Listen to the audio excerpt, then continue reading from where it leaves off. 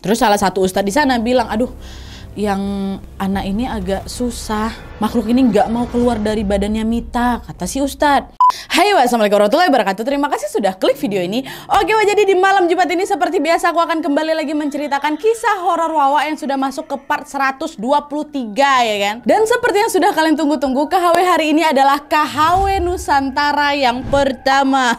Senang kalian kan? Dan buat kalian yang belum tahu, KHW Nusantara itu adalah segmen di mana nanti Nadia akan membawakan KHW se-Nusantara dari mulai Banda Aceh sampai Papua Barat. Ya. Dan malam ini aku akan mulai dari provinsi paling ujung barat di Indonesia, yaitu Provinsi Aceh. Nanti minggu depan baru Provinsi Sumatera Utara, turun lagi minggu depan ke Sumatera Barat dan seterusnya ya. Pokoknya aku akan ngebawain KHW secara urut sesuai daftar 38 provinsi di Indonesia. Tapi kami baru dapatnya 37 provinsi, Wak. Papua Pegunungan belum. Nah, jadi 37 aja lah dulu ya kan. Dan insya Allah kalau nggak ada halangan berarti ini selesai di part 123 tambah 37 berapa? 160 gitu ya. Dan KHW Nusantara ini nggak semua kami ambil dari best of the best KHW gitu ya. Jadi bukan berarti KHW yang kalian kirim lainnya juga nggak kepilih. Bisa jadi nanti next setelah KHW Nusantara gitu ya. Dan sekali lagi terima kasih banyak buat kalian yang sudah bersedia ini berbagi kisah horor kalian kepada kami semua. Kita nikmatin KHW Nusantara ini sama-sama, Wak ya. KHW ini dari kalian untuk kalian juga nya ujung-ujungnya. Dan KHW yang akan aku bawakan malam ini adalah kisah tentang teror makhluk gaib di salah satu mes perusahaan yang berada di Provinsi Aceh. Nah, epicnya, Wak, teror ini tuh bukan teror biasa gitu loh, bervariasi gitu ah. Dan di akhir cerita nanti ada plot twist yang tidak tertebak dan betul-betul bikin sedih, Wak. Penasaran kalian sama kisah selengkapnya ya kan? Jadi tanpa berlama-lama kita langsung masuk aja ke ceritanya. Check it out.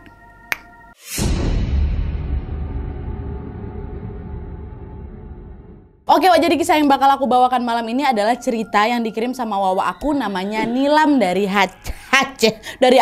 Halo Nilam. Nah, jadi Wak, kisah ini betul-betul dialami sama Nilam pada tahun 2012 lalu, tepatnya pada saat dia mengikuti suatu program magang gitu ya. Nah, jadi Wak, ceritanya pada tahun itu Nilam ini merupakan mahasiswa semester akhir di salah satu perguruan tinggi yang ada di Aceh. Nah, sekedar informasi aja nih, Wak ya, jurusan kuliahnya si Nilam ini merupakan jurusan yang lumayan penting gitulah, yang biasanya memang dibutuhkan oleh perusahaan-perusahaan besar. Makanya, Wak, pihak kampusnya si Nilam ini mewajibkan mahasiswa di jurusan tersebut untuk menjalani praktek kerja atau magang. Dan karena peraturan magang ini wajib diikuti, mau tidak mau si Nilam ini tetap harus mendaftarkan dirinya ke berbagai perusahaan ini supaya dia diterima magang di perusahaan itu. Dan setelah melewati proses seleksi, Wak, akhirnya si Nilam ini diterima magang di sebuah perusahaan yang kita sebut aja lah nama PT-nya ini PT Jaya ya. Nah, gambaran sedikit nih, Wak ya, menurut informasi dari Nilam, PT Jaya ini merupakan perusahaan milik negara yang bergerak di bidang pertambangan. Nah, PT Jaya ini, Wak, pada saat itu terkenal makmur kali lah. Karyawan yang kerja di sana, Wak, bisa dibilang hidupnya langsung terjamin. Ini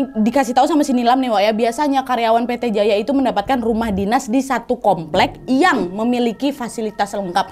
Ada lapangan golfnya, ada food courtnya, ada minimarket, ada kolam renang, ada rumah sakit, bahkan sekolah untuk anak-anak karyawan aja ada, Wak. Makanya pas si Nilam tahu bahwa dia diterima magang di PT Jaya itu ya disenang kali ya kan. Dan kesenangan si Nilam ini juga semakin bertambah pada saat dia tahu bahwa yang diterima di PT Jaya itu nggak cuma dia sendiri, Wak. Dia juga bersamaan dengan 15 mahasiswi lainnya dari jurusan yang sama. Nah, 15 orang itu terdiri dari 4 orang teman seangkatan si Nilam, terus 11 orangnya ini sisanya tuh adik tingkatnya si Nilam. Jadi secara total ada 16 orang termasuk si Nilam ya yang magang di PT Jaya ini. By the way, memang di sini aku nggak akan sebutin semua nama kawan-kawan yang 16 ini, Wak, tapi setidaknya ada 7 kawan Nilam yang mengalami hal mistis di cerita ini.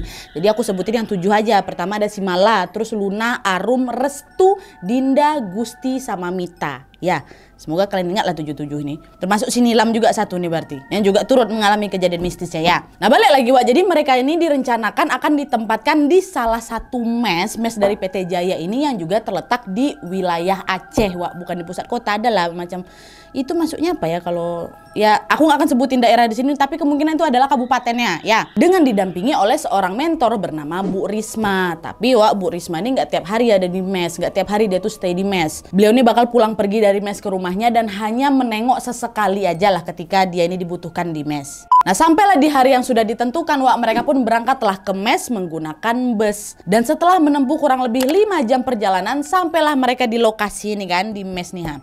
Sesampainya di sana, Nilam ini agak ngerasa terkejut gitu Wak, waktu nyampe. Kenapa? Karena gambaran mes mewah yang ada dalam pikiran si Nilam ini ternyata berbeda dengan kenyataan. Mes yang ditempatin sama Nilam beserta teman-temannya ini terletak di dataran tinggi, di mana halaman belakangnya masih dipenuhi perkebunan sawit. Di kanan kiri mes itu ada beberapa rumah dinas karyawan memang, tapi hampir semuanya tidak berpenghuni alias kosong melompong. Dan barulah diketahui ternyata mes itu sudah tidak ditempati selama kurang lebih 1 tahun. Makanya begitu ngelihat bangunan mes dari luarnya, Nilam sama teman-temannya langsung kok hawanya nggak enak Wak ya gitu. Nah, meskipun sedikit was-was Wak, ya udah Nilam pun mencoba untuk positive thinking dan meyakinkan dirinya kalau magang di sini akan berjalan lancar jaya, macam nama PT-nya gitulah ya. Nah terus Wak, kedatangan rombongan Nilam ini langsung disambut sama kakek-kakek yang merupakan penjaga mes. Mereka langsunglah dipersilakan masuk dan langsung memilih kamar untuk ditempati. FYI Wak, mes tersebut bentuknya tuh kayak memanjang dan luas sekali katanya. Ada sekitar 16 kamar tidur dan 6 kamar mandi yang tersusun secara berderet. Nah meskipun jumlah kamarnya cukup untuk mereka tempati sendirian kan, 1 orang 1 kamar, kan mereka ber-16. Sejak awal tuh mereka udah sepakat kalau udahlah Wak, 1 kamar diisi 2 orang aja lah. Gak usah sendiri-sendiri, takut kami gitu. Jadi ya udah, dari total 16 kamar yang terpakai cuma 8 kamar aja. Sedangkan 8 kamar sisanya memang sengaja dibiarin kosong gitu sama mereka kan. Nah di area belakang dekat dapur Wak, ada tuh 1 ruangan tertutup horden yang merupakan kamar tidur si kakek tadi. Yang kakek nyambut mereka tuh loh, si penjaga mes. Dah kakek nyambut mereka, dikasih tahu kamarnya ini. Udah selesai nih kan. Nah sebelum pergi, kakek ini pun sempat berpesan sama si kawan-kawan ini. Kalian kalau butuh apa-apa panggil saya di belakang ya, kata kakek tuh. Oh iya kek, makasih ya atas bantuannya. Dah pergilah si kakek nih kan. Nah singkat cerita Wak, Nilam sama kawan-kawannya pun lanjutlah beberes. Mereka bersantai lagi dan menikmatilah itu suasana mes yang ala kadarnya kan. Tapi Wak, tidak lama kemudian mereka dikejutkan dengan suara Mala, teman mereka, yang berteriak heboh nih sambil keluar dari kamar mandi. Dengan napas yang terengah-engah Mala berteriak, "Woi, ada yang ngintipin aku di kamar mandi," katanya. Siapa yang ngintipin kau? Aku nggak tahu siapa. Barusan pas aku mandi aku dengar ada suara kamera HP motret aku dari ventilasi, katanya. Salah dengar kok, mungkin kami dari tadi di luar sini nggak ada apa-apa kok, nggak ada orang yang masuk ke sana, kami nampak. Tapi pada saat itu Mala nih tetap kekeh Wak, kalau betulan Wak, aku dengar ada suara kamera HP cekrek gitu. Pokoknya sempat lah Wak terjadi perdebatan sengit nih antara Mala sama kawan-kawannya, sama-sama mempertahankan diri gitu loh. Tapi akhirnya Mala lah yang mengalah karena dia nggak mau memperpanjang urusan nih. Dah. Nah sebenarnya Wak, di malam pertama mereka itu sebenarnya mereka udah ngerasain ada sesuatu yang nggak beres di mesnya.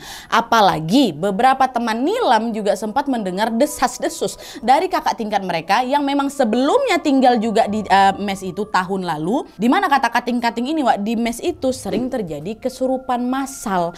Dan untuk menghindari hal itu adik-adik, kalian harus jaga sikap ya, dilarang untuk menimbulkan kehebohan atau juga bersuara keras. Dan yang harus kalian ingat, kalian dilarang berada di luar mes pada saat maghrib. Itu kata katingnya. Dan akhirnya mereka pun berusaha sebisa mungkin untuk nuruti aturan-aturan itu. Udahlah gampang kok, nggak gimana-gimana kali, bisa lah ya kita sepakat ya jangan langgar pelaturan itu ya, kata mereka kan. Oke, kata mereka. Kata mereka banyak kali kata mereka kayak gitulah pokoknya. Dan betul Wak, alhamdulillahnya semenjak kejadian si Mala diintip atau dicekrek tadi tuh mereka sudah tidak pernah lagi mengalami gangguan yang aneh-aneh. Sampailah pada suatu hari mereka melakukan kesalahan yang cukup fatal, yaitu mereka melanggar peraturan mes ya. Nah jadi ceritanya waktu itu hari Minggu tuh mereka memutuskan untuk ya udahlah jalan-jalan sebentar di area food court kan, yang memang masih berada di satu kompleks sama mes itu. Mereka ke sana dengan berjalan kaki meskipun jaraknya cukup jauh lah dari mes mereka. Saking asiknya main Wak, tidak terasa waktu menunjukkan hampir maghrib. Mereka langsunglah balik ke mes kan dengan berlari kencang. Meskipun udah lari-larian Wak, mereka tetap terlambat ternyata. Pas azan maghrib berkumandang, mereka belum sampai di mes. Disinilah Wak, disinilah asal mula semuanya itu terjadi. Sejak saat mereka telat pulang itu mulai ada teror-teror mengerikan yang menghantui Nilam dan kawan-kawannya ini masuk.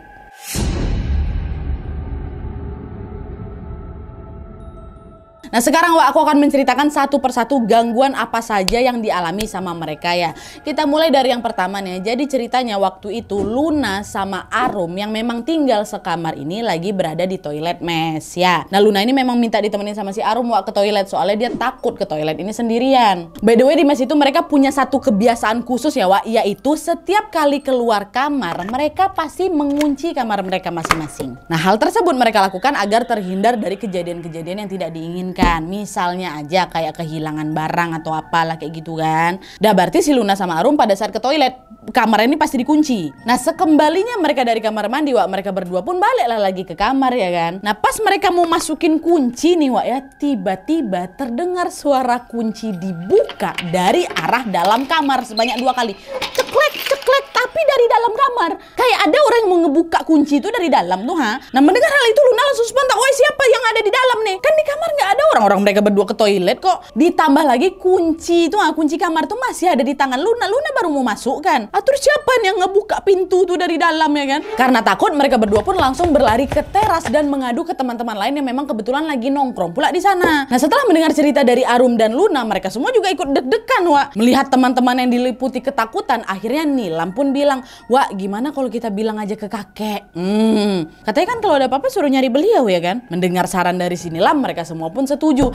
Dan pada saat itu mereka jalan nih Wak rame-rame menuju ke ruangan belakang tadi yang ketutup horden tuh, masih ingat kalian kan? Dan mereka panggil dari luar kan, "Kakek, kek tolong kami kek gitu kan." Tapi nggak direspon sama dia Wak. Nggak nyerah mereka nih, mereka terus panggil kakek sambil menunggu dari luar. Dipanggil terus-terusan nggak ada nyok-nyok si kakek nih Wak. Nah setelah sekian lama tidak kunjung mendapatkan jawaban dari si kakek, mereka semua ini akhirnya nekat membuka horden kamar tidur si kakek. Dan kalian tahu Wak, ternyata ruangan yang katanya itu adalah tempat tinggal si kakek tuh kalian tahu itu apa isi ya? Gudang terbengkalai itu kalian. Bener-bener kayak gudang kosong nggak berpenghuni gitu loh. Barang-barang yang ada di sana juga ya itu semuanya tuh berantakan. Udah berantakan, berdebu, pula macam mana lah ya gudang lah. Bahkan nggak ada kasur Wak di dalam itu. Gudang bukan tempat tidur, bukan tempat tinggal. Pokoknya nggak layak lah itu jadi tempat tinggal. Masa iya si kakek ini tinggal di tempat kayak gini kata mereka. Ditambah lagi malam itu mereka tidak menemukan keberadaan kakek yang ada di sana ya kan Wak. Di momen tersebut mereka semua pun dilanda rasa takut, panik, ngeri, semua bercampur jadi satu. Dahlah cewek-cewek ya kan mereka berteriak histeris sembari berlari masuk ke dalam kamarnya Nilam yang memang paling dekat dari dapur tuh. Nah waktu itu si Luna bilang, "Wak malam ini kita tidur ramean di sini aja kali ya, takut aku balik lagi ke kamarku."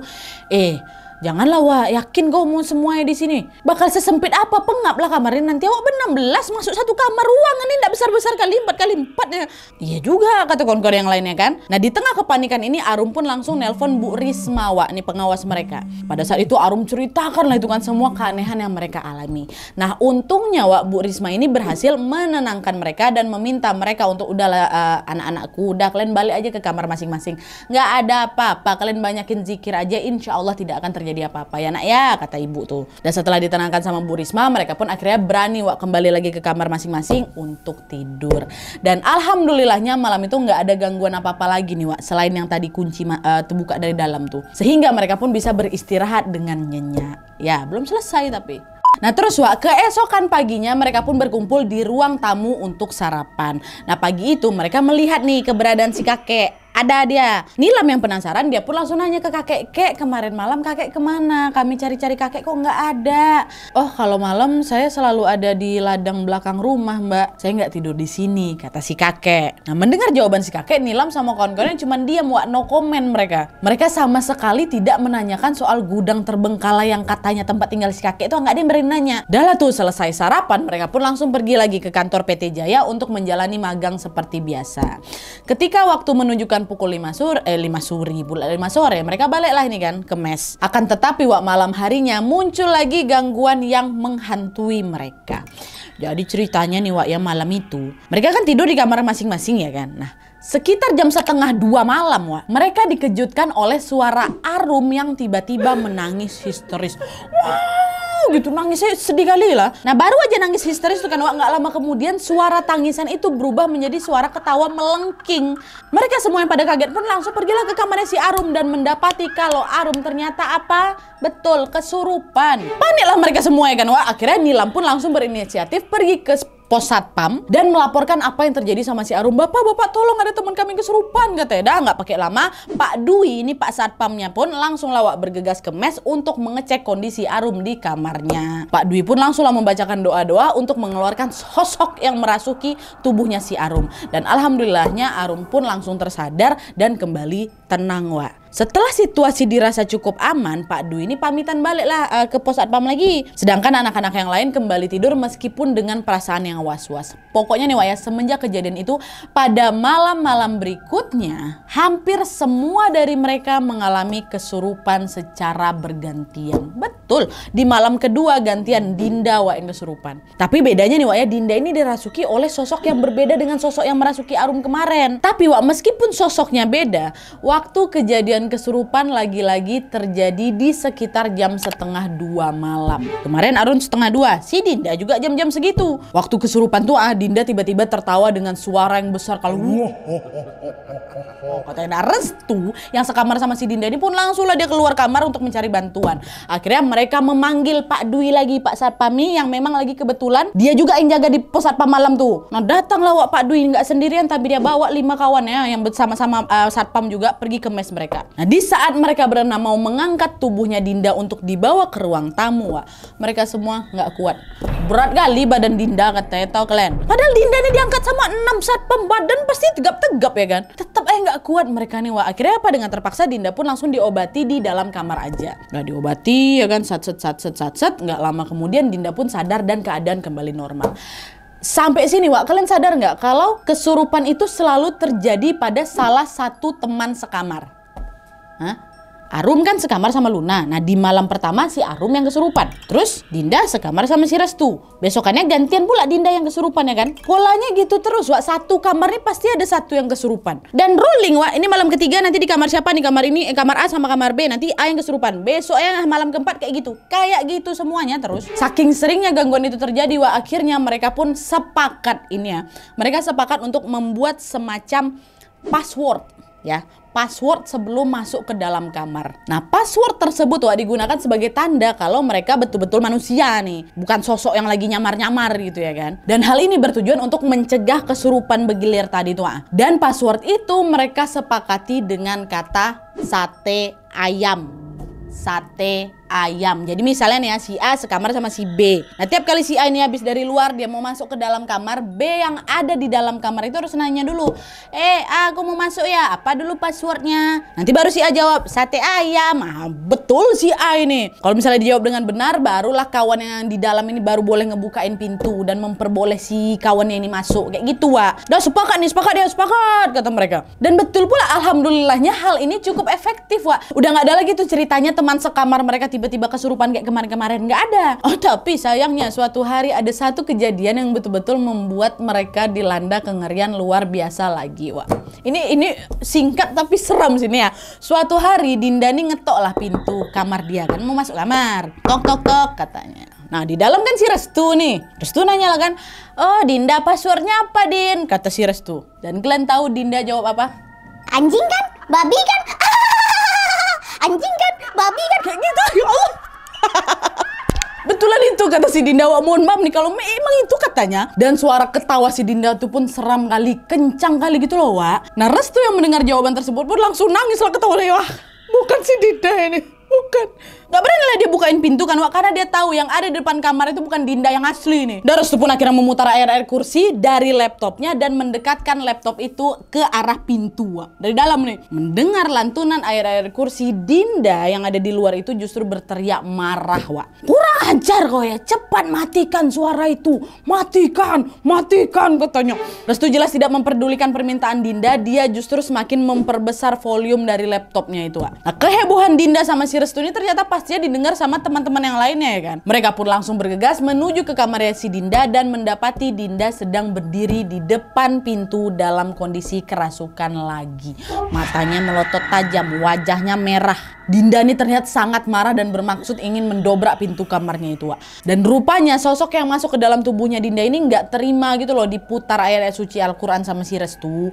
Untungnya waktu itu Dinda langsung ditarik sama Bu Risma yang memang kebetulan malam itu berkunjung ke mes, Wak. Bu Risma pun berusaha untuk menenangkan Dinda dan membacakan beberapa ayat suci. Dah tuh kan, nggak lama kemudian Dinda pun kembali lagi, Wak, tersadar. Nah sampai sini apakah gangguannya berhenti? Tidak, belum, Wak. Gangguan yang akan mereka alami selanjutnya ini justru semakin kayak nggak masuk akal gitu loh, Wak. Parahnya lagi, teror kali ini cukup membahayakan nyawa salah satu temannya, Nilam. Nah seperti yang aku bilang tadi, Wak, hampir semua mahasiswi yang magang di mes itu selalu diteror makhluk gaib. Nah tapi, Wak, dari semua orang hanya adik tingkat Nilam yang bernama Mita lah yang mengalami gangguan teror cukup serius. By the way, si Mita ini memang dikenal karakternya cukup pendiam, Wak. Dia kalem kali lah gitu anaknya. Nanti misalnya di saat teman-teman lainnya heboh karena gangguan mistis, Wak, si Mita ini justru nggak banyak bereaksi. Jadi dia agak yang lebih kalem lah gitu, nggak terlalu heboh kali anaknya. Nah pada suatu hari, Wak, Mita ini mendadak sakit dan meminta izin kepada Bu Risma untuk tidak masuk magang selama 1 hari. Diizinin sama Bu Mita, dimana hari itu Mita pun beristirahat lah full, Wak, di mes. Tapi karena kondisinya nggak kunjung membaik, Wak, akhirnya dia diantarkanlah pergi ke rumah sakit untuk pemeriksaan lebih lanjut. Nah ternyata, Wak, setelah dicek nih, Mita ini mengalami suatu penyakit lambung yang mengharuskan dirinya menjalani rawat inap. Ya, setelah beberapa hari di opname, Mita pun akhirnya baikan nih dan dia balik lagi, Wak, ke mes. Soalnya waktu itu tugas magangnya memang masih belum selesai. Dia jadi nggak balik rumah, balik lagi ke mes nih kan. Nah sekembalinya Mita di dalam mes, Wak, entah kenapa sikapnya Mita ini jadi makin hari makin aneh. Gimana anehnya, Nat? Jadi si Mita ini, Wak, yang dulunya kan aman-aman aja nih, dia nggak pernah kesurupan atau juga mengalami gangguan kan. Secara tiba-tiba dia ini jadi sering jatuh pingsan gitu, Wak. Dan ketika kembali tersadar, Mita ini selalu dalam keadaan matanya terpejam. Terus tangannya ini bengkok gitu loh, mohon maaf deh, macam orang kena stroke. Bengkok gini. Tapi gini. Nah kayak gitu dia. Dan selain itu juga Mita ini selalu mengunci mulutnya rapat-rapat dengan mata yang melotot ke atas. Nah kayak gitu. Dan yang kasihannya, Wak, di saat Mita ini mencoba untuk membuka mulutnya, seringkali keluar buih-buih warna kuning gitulah dari mulutnya. Dan parahnya lagi, Wak, di leher Mita ini ditemukan juga macam bekas luka kayak abis dicekek gitu loh. Miris sekali lah pokoknya keadaannya Nadia, kata Nilam.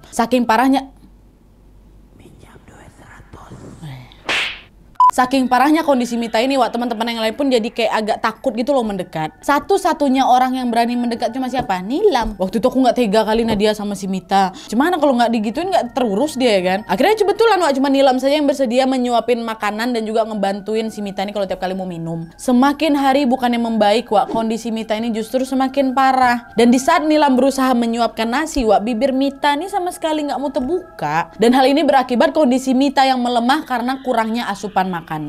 Gak tega sama keadaan Mita yang terus-terusan memburuk, akhirnya mereka pun mengabari pihak kampus perihal kondisinya Mita. Terus mendapat laporan dari keadaan si Mita ini, pihak kampus pun langsung meneruskannya ke keluarganya Mita. Dan di hari itu juga pihak kampus memutuskan kalau Mita diperbolehkan tidak melanjutkan magang. Dengan kata lain, Mita ini jadi kayak boleh pulang duluan gitu loh. Mendapatkan kabar tersebut, mereka semua stay tuh di mes sembari nunggu si Mita ini dijemput sama keluarganya. By the way, rumahnya si Mita ini juga lumayan jauh kali, Wak, katanya paling tidak membutuhkan waktu 10 jam perjalanan dari rumahnya menuju ke mes. Nah sembari nunggu keluarga si Mita ini datang, Wak, mereka nyambil akan beraktivitas yang lain. Sedangkan si Mita sendiri ini direbahkan di kursi ruang tamu agar kondisinya mudah dipantau, nggak di dalam kamar dia. Terus memasuki waktu zuhur, Wak, mereka pun bergegas melaksanakan sholat. Nah dari sekian banyak orang di sana, Wak, entah kenapa hanya Gusti, temennya nih, Gusti yang tiba-tiba pengen melaksanakan sholat di ruang tamu. Padahal sebenarnya di mes itu ada musola kok, Wak. Dan biasanya mereka pun sholat di musola itu. Nah kenapa si Gusti ini mau sholatnya di ruang tamu? Waktu ditanyain sama kawan-kawan yang lain kan, Gusti ngapa kok di situ? Nggak sholat di musola aja kau? Kata kawan-kawannya. Nggak apa-apa kok, Wak. Kata si Gusti, nggak apa-apa, emang pengen di sini aku sambil nemenin Mita, kata dia. Nah dah lah tuh, sholatlah si Gusti di sana sendirian kan pas depan ruang TV, Wak, di ruang tamu tuh. Depan TV di ruang tamu. Nah sholat dia kan, Mita tidur dia di sofa. Di saat yang bersamaan, Wak, Nilam sama Mala lagi makan siang nih di ruang makan yang memang nggak jauh tuh dari ruang tamu. Dan FYI lokasi meja makannya si Nilam ini, Wak, sama-sama menghadap ke barat. Jadi posisinya kalau mereka duduk di meja ini ya, mereka bisa ngelihat punggungnya si Gusti lagi sholat. Jadi si Gusti ini ngebelakangin mereka, kebayang ya? Dah mereka makan ya, walau biasa-biasa aja, Wak. Mereka nikmatin kali lah makanannya. Tapi semakin lama nih, Wak, semakin lama mereka berdua ngerasa ada sesuatu yang aneh ini. Kalian tahu apa? Kok si Gusti sholatnya nggak selesai-selesai? Tak berapa kali dia ruku, bangun, sujud. Nah, dari tadi nggak selesai doh. Si Mala yang ngerasa ada yang janggal nanya lah ke Nilam. Wah itu Gusti sholat apa? Itu kok nggak selesai-selesai? Dah kayak sholat tarawih deh, lama kali. Emang lagi kusuk dia tuh, kata si Nilam. Dah dibiarin, betulan Wak. Nggak lama kemudian selesai nih sholatnya. Terus terdengar suara si Gusti lagi ngaji. Nah awalnya suaranya normal-normal aja. Auzubillahiminasyaitonirrajim. Bismillahirrahmanirrahim. Alhamdulillahirabbil alamin. Pokoknya masih enak lah Wak didengar. Tapi kalian tahu beberapa menit kemudian suara Gusti ini tiba-tiba makin besar dan makin kencang. Kalian tahu suara Gusti ini mendadak berubah dengan intonasi yang jadi kayak sangat cepat kali gitu, tanpa spasi waktu baca Al-Quran tuh. Kayak gitu Padahal nggak biasanya Gusti itu ngaji dengan intonasi semacam itu. Dan nggak boleh juga baca Quran kayak gitu ya kan, kalian baca apa? Dan di momen tersebut pun teman-teman yang lain langsung lah nyamperin si Gusti. Yang lain juga dengar Wak. Weh Gusti kok kenapa? Gusti baca yang betul lah. Dan kalian tahu bukannya menjawab, si Gusti ini justru merespon dengan seringai aneh. Toklet. Saat itulah mereka menyadari kalau Gusti ternyata kesurupan. Dan nggak cuma Gusti aja Wak. Tidak, Mita yang terbaring di sofa itu juga dalam kondisi yang tidak kalah parahnya. Kesurupan juga Mita. Pokoknya chaos sekali lah Wak, suasana siang-siang itu masih siang nih ya. Dan Nilam pun langsung menelpon Bu Risma lagi dan mengabarkan situasi mereka di sana. Ibu, Gusti sama Mita kesurupan lagi. Bu Risma ikutan panik dan mereka, udah kau tenang. Ibu janji bakal datang ke mes, ibu bawa Ustadz kenalan ibu katanya. Iya Bu, cepat Bu, ya udah nak, tenang kan kawan-kawan di sana ya Nilam. Dan tuh mereka semua pun hanya bisa menunggu kedatangan Bu Risma sembari melantunkan doa-doa sebisanya. Singkat cerita, Bu Risma pun datang nih Wak ke mes bersama 7 orang ustadz ya, enggak 1, 2, 7. Tanpa berlama-lama ke-7 ustadz tersebut pun langsung mengeluarkan sosok yang merasuki tubuhnya Gusti dan juga Mita. Badan Gusti ini dipegangin dan dibacakan juga beberapa ayat suci Al-Quran. Alhamdulillahnya tidak lama kemudian Gusti tersadar nih Wak, dalam kondisi yang memang masih agak lemas. Nah meskipun si Gusti sudah sadar, ternyata si Mita ini masih dalam kondisi yang memprihatinkan Wak. Belum sadar si Mita. Para ustadz kembali membacakan doa-doa untuk Mita, tapi sayangnya dia semakin kehilangan kesadaran. Terus salah satu ustadz di sana bilang, aduh yang anak ini agak susah, makhluk ini nggak mau keluar dari badannya Mita, kata si ustadz. Di momen itu mereka semua udah ngerasa putus asa, udah capek kali gitu loh dengan gangguan-gangguan yang menimpa mereka sejak hari pertama datang ke mes itu. Akhirnya di depan Bu Risma, Wak, Nilam didukung dengan teman-teman yang lain pun mengajukan, ibu kami mau pindah mes, kami betul-betul kapok tinggal di sini Bu. Dan untungnya permintaan tersebut langsung disetujui sama PT Jaya dan mereka pun mengupayakan agar anak-anak magang ini dipindahkan sementara ke mes yang lain. Tapi sayangnya Wak, permintaan itu bisa dibilang terlambat. Dimana di hari itu hingga memasuki waktu maghrib, Pak Ustadz masih terus berupaya untuk menyadarkan Mita. Namun upaya tersebut harus dijeda sementara karena mereka kan harus melakukan sholat maghrib kan Wak, secara berjamaah. Dan Mita dibiarkan dulu ditinggalin sama teman yang lagi nggak sholat. Nah selepas sholat maghrib Wak, ada sesuatu yang seperti menggerakkan hati Nilam nih loh. Dimana Nilam ini ingin sekali bergegas langsung menghampiri Mita yang memang masih terbaring lemas di sofa. Pada saat itu Nilam melihat mata si Mita nih tampak kelelahan dan masih memejamkan matanya.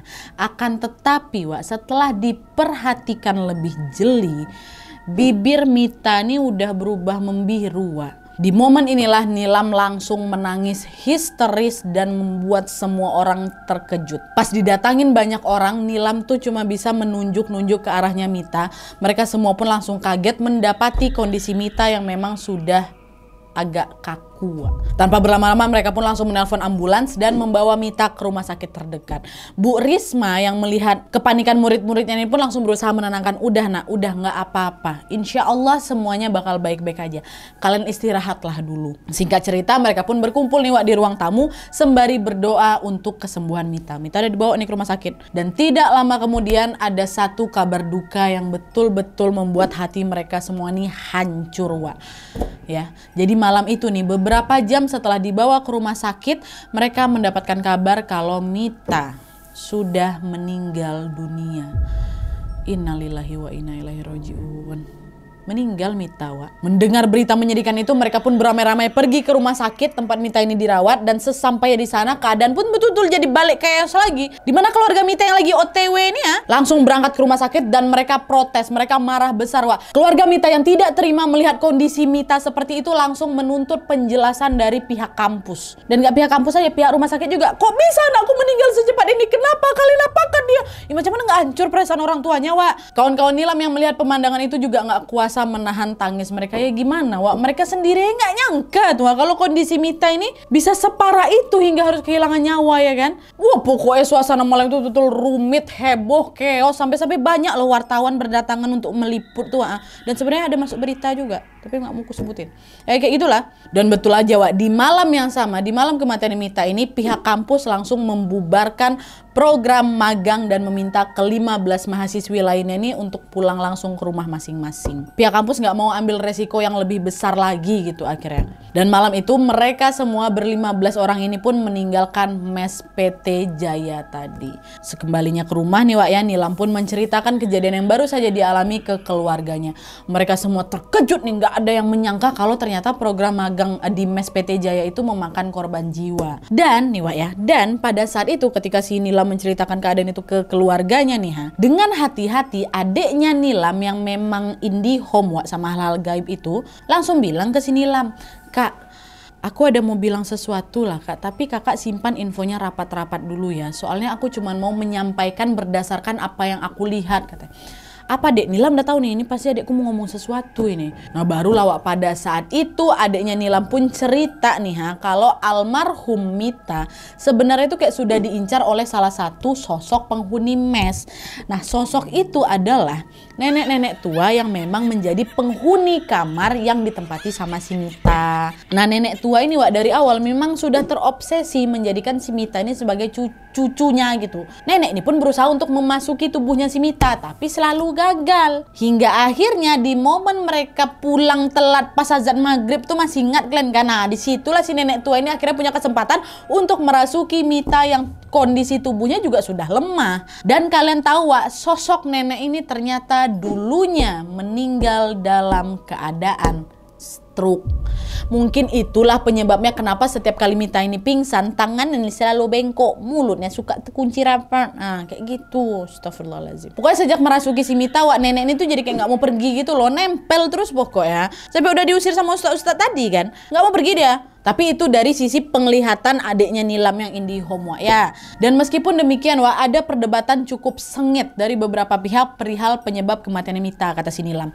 Ada pihak yang percaya kalau si Mita ini meninggal karena unsur diganggu makhluk gaib. Sedangkan secara medis nih, Wak, ya, secara medis nih, dokter memastikan kalau Mita ini meninggal dunia ya karena sakit. Apapun itu penyebabnya nih, Wak, aku kembalikan keyakinan kalian masing-masing lah. Kalian di kubu yang percaya gaib atau yang percaya dengan medis. Tapi yang jelas di sini juga aku ingin mengucapkan turut berduka cita atas meninggalnya Mita.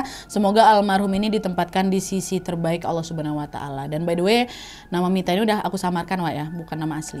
Dan untuk keluarga yang ditinggalkan oleh Mita, semoga diberikan keikhlasan dan ketabahan seluas-luasnya. Amin ya robbal alamin.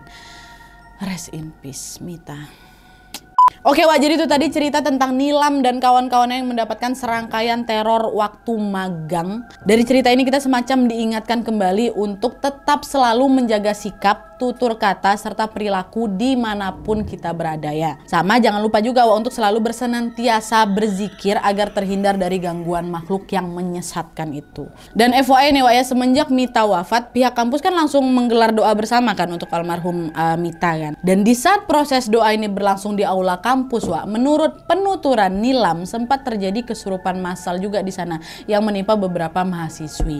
Entah ada hubungannya sama makhluk gaib dari PT Jaya atau enggak nih, Wak, ya, wallahu alam. Sekali lagi terima kasih buat Nilam yang sudah ingin menceritakan atau berbagi pengalaman kamu kepada kami semua. Semoga kami sama-sama bisa mengambil pelajaran dari cerita ini, ya. Oke Wak, jadi sekian dulu segmen KHW Nusantara part pertama kita, yaitu KHW Banda Aceh. Aku yakin pasti banyak sekali warga Banda Aceh yang lagi nonton di sini. Terima kasih semua, jangan lupa sapa aku di bawah ya. Dan aku juga memohon sekali nih bantuan teman-teman Aceh, kalau misalnya ada yang tahu informasi soal tempat mesnya di mana, nama PT sebenarnya apa, dan lain-lainnya, tolong jangan diinformasikan di bawah Wak ya. Itu adalah permintaan dari Nilam. Ayolah kita sama-sama menghargai atau menghormati juga keluarga almarhum, sama juga tidak usah terlalu mengekspos mana PT-nya ini ya, biar sama-sama enak lah gitu. Udah sekedar tahu, oh ya aku tahu kok Nadia, udah itu aja, nggak usah disebut-sebut di bawahnya. Tolong bantuannya, oke? Oke Wak, jadi sekian dulu videonya. Terima kasih banyak yang sudah menonton. Berarti besok kita, minggu depan kita bakal masuk ke KHW Nusantara part kedua, yaitu KHW Sumatera Utara. Ores, bah. Kalau kalian suka video ini, klik like-nya. Jangan lupa komen. Jangan lupa. Betul loh. Jangan lupa komen di bawah untuk ide dan saran-saran untuk video selanjutnya. Jangan lupa nyalain notifikasinya supaya kalian tahu kalau aku upload video baru. And as always, jangan lupa untuk klik tombol subscribe supaya kalian sama-sama tahu informasi menarik dan menegangkan dari channel aku. See you next video, Wak. Bye.